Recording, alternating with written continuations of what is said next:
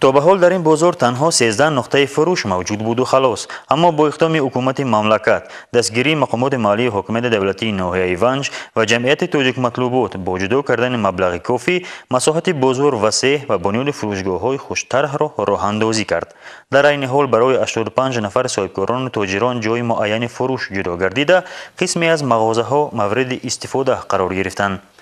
محبوبه جوهر و رئیس جمعیت مطلوبات ناحیه ونج با شکرگزاری از شرایط خوب و مساعد قید نمود که با بنیاد چنین بناها مرکز ناحیه ونج نیز سیمای خود را کاملا تغییر میدهد. خیلی مغازه ما پیشتر اول بازار بود 38 تا بودن، حاضر 85 تا مغازه میشه. این هم باشه با دستگیری رئیس جمعیت مطلوبات تاجیک مطلوبات ولی سراجدین حیدرویچ با یاری و کمک حشری رئیس ناحیه دولت بی رجب‌آوا که همه وقت ما رو دستگیری میکنن در همه کارمون. ما هم خیلی مقصد کردیم که پیشتر وقت بعد همین زمین لرزه سخت کشه در ونج همه هر طرف ریختن و همین خلاصه آمدیم که از سرینا بازار نسازیم در مرکز ناحیه.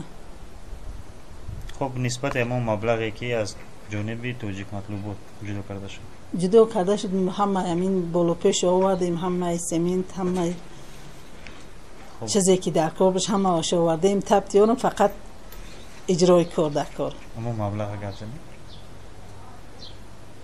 خیلی مبلغی؟ چقدر؟ 200,000. یک جمله کرده بگویی؟ خیلی از طرف ریاست تاجیک مطلوبات 200,000 سامانی برای ساختمان بازار ونج جدا کردن. خب در آینده چی نیت دارید؟ شاید وسعت میدید؟ در آینده نیت داریم که بازارمون همه طرفه و اتمام رسانیم. همه مقصد مرامی که صاحبکاران دارن همه آنها را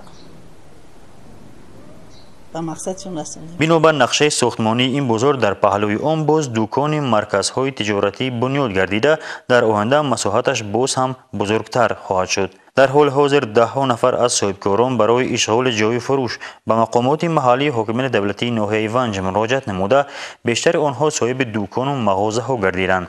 الکی 85 جای فروش صاحبان خود را پیدا کرده است و تعداد خواهشمندان یا خود تاجران دیگر انتظار مکان کار می باشند. علیشیر جنیدوف، مسئول منجم شایف، ناحیه ونج، ولایت مختار کوهستان بدخشان.